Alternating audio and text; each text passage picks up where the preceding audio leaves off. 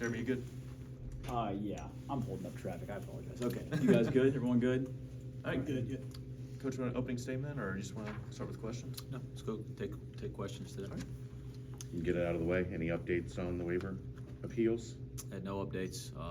We've issued both appeals. I can't remember if I've spoken publicly about that detail or not, but both appeals have been submitted to the NCAA, and obviously waiting to hear back, and time is of the essence with us taking the floor for the first time Monday. Do you anticipate a big class action type thing? It seems like a lot of teams with a lot of players in the same boat. You know, I think my focus right now is on Aziz and Jamil's well-being. And like I've said this many times, that's not a line. This has been extremely difficult for them. I'm confused. So imagine how somebody at their stage in life and at their age feels. They're confused. So that's my first focus. My second focus is on this appeal process. I'm proud of the appeal that's been put forward. I thought the original waivers met the criteria and the standards that were laid out. I think that we only enhance those things, and the appeal only enhances those things. So that's my focus right now is going through this appeal process, following the guidelines we were asked to follow, and seeing, hopefully getting some news here soon so we can get these guys on the court. I know it's early, Wes, but what do you like about your team right now? I've liked their willingness to come in the gym and work at it every day. They've had a good summer and a good fall in terms of approach. They're, to this stage, been a very unselfish group. Certainly we got guys that want to do well individually and, have high goals for themselves individually, but you get a sense to this stage that everybody's willing to sacrifice a little bit for our team to be successful. Those two things to this stage have been good, but it's early and we got a lot of work to do. You're 4 days from tip-off. Are you confident, or do you feel good about where you're at point guard with two new guys that haven't done it yet? I feel like we have the right guys at point guard. I do. I think that, and they've done the right things from the time they got here till now to prepare for college basketball. Are they where we want them to be in January when Big 12 play starts? They're not, and that's okay. We didn't expect them to be, but they've done a nice job to get themselves in position to be ready to play our first game in November. And it's going to be a process here over the next month or two to get them up to speed in every capacity of playing that position at this level of basketball. We're fine with that, but we have the right kids. They're talented. They're about the things that we're about. I think our fans will instantly resonate with them when they watch them play, but there'll be a process of getting them up to speed on some of the details and some of the things that you have to do night in, night out at that position. Assuming no news, and you'll play a ton of guys Monday, but do you have a starting five, and are you willing to divulge such? I don't have a starting five yet, Scott, and it's funny, I hadn't had that question yet. It's always laugh and chuckle. You guys think a lot more about that kind of stuff than I do. I think the questions that we're trying to answer, more importantly than who we roll out in the starting lineups, or who are the guys that are in the rotation. I think that's number one. What are the best combinations to put that rotation together, and who the heck's finishing the game?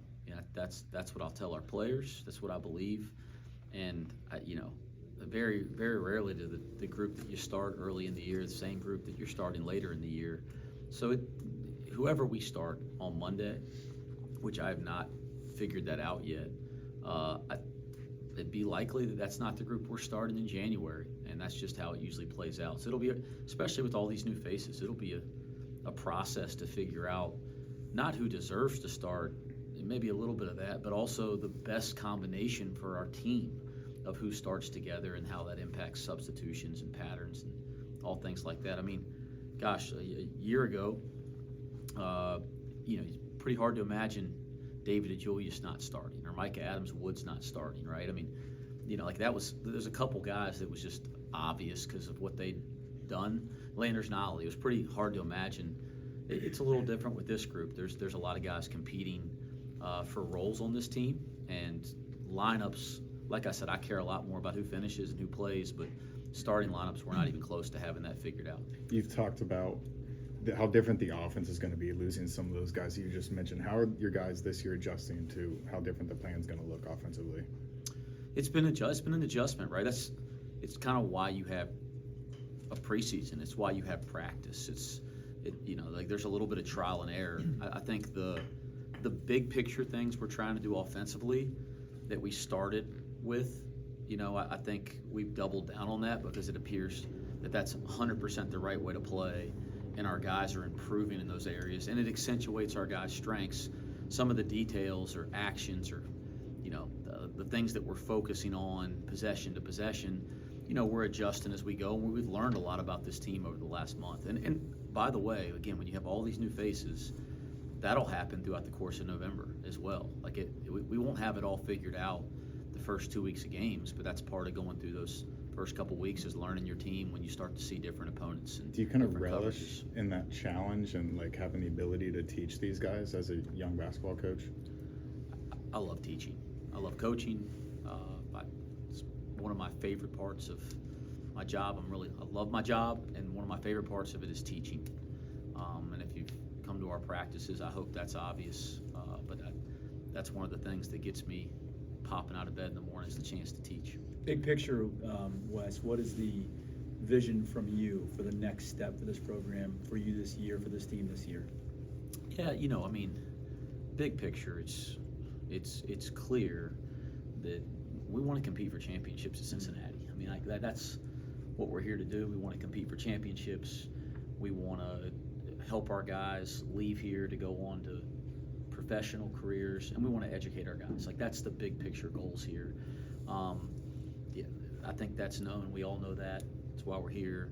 But day to day is just about getting better and stacking days and making those daily deposits to grow, to learn. And that is how we evaluate it day to day. Did we get better today? Are we better today than we were yesterday? That's all it's about. Have your guys had a chance to see their new home yet, and your thoughts on the new locker room? Gosh, we've not officially moved in there yet. There's so much construction going on around us, and we're working around that construction. I'm sure a couple guys have been able to peek through some open doors and see what's going on, but we have not officially walked in there as a group. They're not officially using it, but it's close. Everybody knows how construction goes. I thought we were going to be in there a while ago. Then I thought we were going to be in there yesterday. But I do believe we'll be in there by tomorrow, which will be exciting. And it's what I'll tell everybody. It is first class. The people that donated money to help us with this project, we're so thankful. It's as nice as any locker room and lounge and recovery facility as I think there is in sports. I mean, it's not even just a college basketball thing. It is done first class. It's going to impact our guys every day, not just because they have some awesome place to spend their time, but that's where they're going to get to know each other. That's where they're going to make their memories. I mean, I think the facilities where the players interact are the most important facilities on a campus. Starts with the facilities they interact on the court together. This would be the second most important one to me. And now we have one of the greatest arenas in college basketball. I can't imagine anywhere's better than that.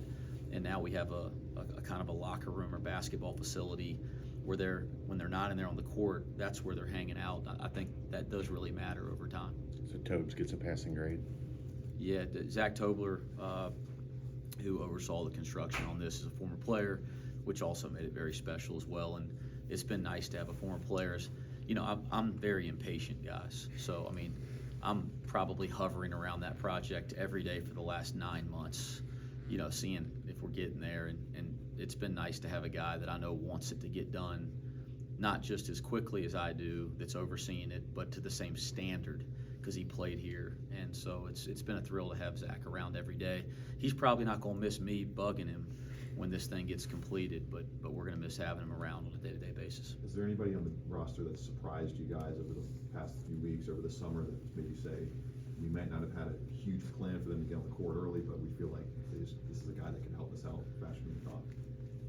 I think a number of guys there's been aspects of their game that you go, wow, I'm learning them as we go, or even returning guys, the improvement is notable.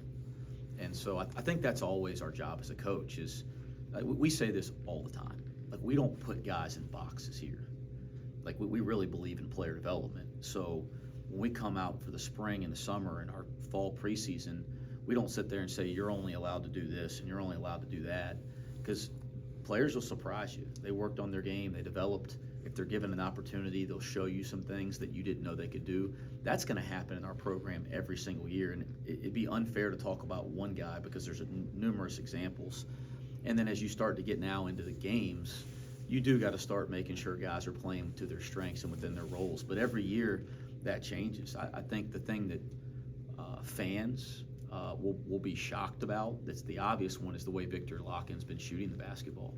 I mean, it's amazing, and it's been 2 years in a work in progress. We just didn't let him shoot them in games last year, but he's been shooting it at an extremely high clip, and that's an example of, by not boxing somebody in, you've allowed them to grow into a role, and I'm proud of how we do that here.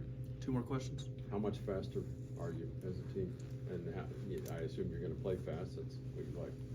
Yeah, when we got, all the guys, like you throw Aziz and Jamil into that group, there's just so much length and athleticism and depth that you can really sustain playing at an extremely high pace, and that's fun. That's what I've always believed in, the most fun way to play,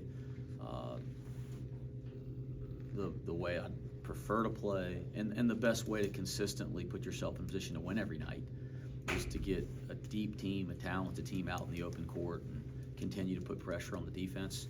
We have the ability to do that with Aziz and Jamil for sure. Thoughts on the passing of Bob Knight? Wow. One of the titans of our game and college sports, and certainly if you're a coach, Bob Knight impacted you. I mean, there's no way if you're a basketball coach that Bob Knight hasn't impacted you. My thoughts and prayers to his family. I know his son Pat is a friend of mine, so my thoughts and prayers with his family, specifically Pat. And then, I learned a lot about Coach Knight in 2 ways. Coach Williams, interacted with him quite a bit and shared a lot of those stories with me about some of the things he learned going to watch his practices years ago, or playing golf with him and things of that nature. And I've always kind of relished that and taken that to heart. And then I had a guy that you guys know well, Mike Roberts, that we were together for 10 years and still one of my best friends. And he was recruited by Bob Knight to Indiana, played for him for a very short term before he left, before Coach Knight left Indiana, and then went to work for him at Texas Tech, and they were extremely close. And so I got a lot of stories and wisdom passed down through Coach Roberts. So I can't say that I had a personal relationship with him, never met him, but there's so many things that we do that in some form or fashion are derived from the things that he did, and that's what happens when you're one of the greatest that's ever coached at any sport. So again, thoughts and prayers with his family. All right, thanks, Coach. Okay.